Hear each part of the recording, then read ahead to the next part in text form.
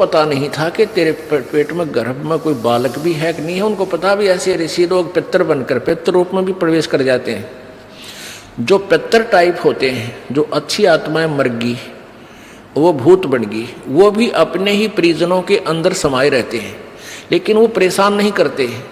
और जो दुष्ट टाइप मरते हैं वो चंडाल भूत होते हैं, वो प्रवेश करके फिर उनकी दुर्गति रखते हैं कि शराब पीने जी कर शराब पीते हैं, उनका उसका नाश करा देते हैं, कोई कुछ और गलतियां करा देते हैं, कोई और बदमाशी भी करा देते हैं, बहन बेटियों की तरफ भी बकवाद करा देते हैं। तो इस तरह के वो नीच टाइप होते हैं। फिर वो उनका पता कुछ से का तो यहाँ आते हैं जब पता लगता है, क्योंकि यहाँ पैतर सारे फिर फ्री होना पड़ेगा, उनको भागना ही पड़ेगा यहाँ से भगवान के दरबार में। अब क्या है कि जैसे एक लड़की एक बेबे नाम ले रही थी अपना परमेश्वर कबीर जी का, और यहाँ से अपने घर गई मिश्री का प्रसाद, एक पड़ोस का बालक आ गया 8-9 वर्ष का, बच्चा ने देव थी वो भी आ गया, उसको भी दे दिया। अब वो प्रसाद खाते लड़का अपने घर चला गया, घर जाते दौरा आके गिर गया। अब वो पड़ोसी शर हो गए, पता नहीं इसने क्या खवा दिया हमारे बालक ताई, अर्तन मेरा छोरा मार दिया।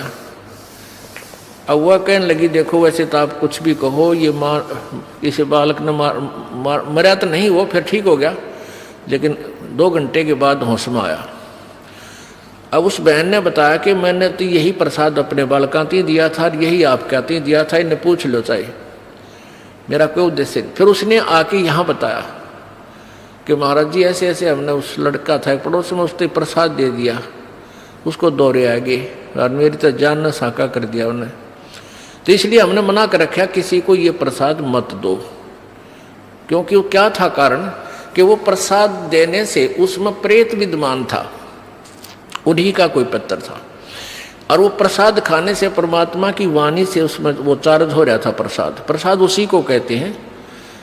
जैसे भगवान शंकर जी के शिव जी के वचनों से वो गंदा अंडा चार्ज हो गया, वो उसमें फिर दोबारा से चेतनता आएगी, स्वस्थ हो गया। तो इस भगवान के वचनों से वाणी से आप यहाँ आते हो, आपको कोई बीमारी है छोटी मोटी, तो इन वचनों से सत्संग से भी राहत मिलनी शुरू हो जाती है। और अंदर बच्चा भी कोई ऐसा गड़बड़ वाला हो तो भी स्वस्थ होना शुरू हो जाता है। ठीक है, हम तो दास हैं, फिर भी हमारी कथा परमात्मा ही की सुना रहे हैं।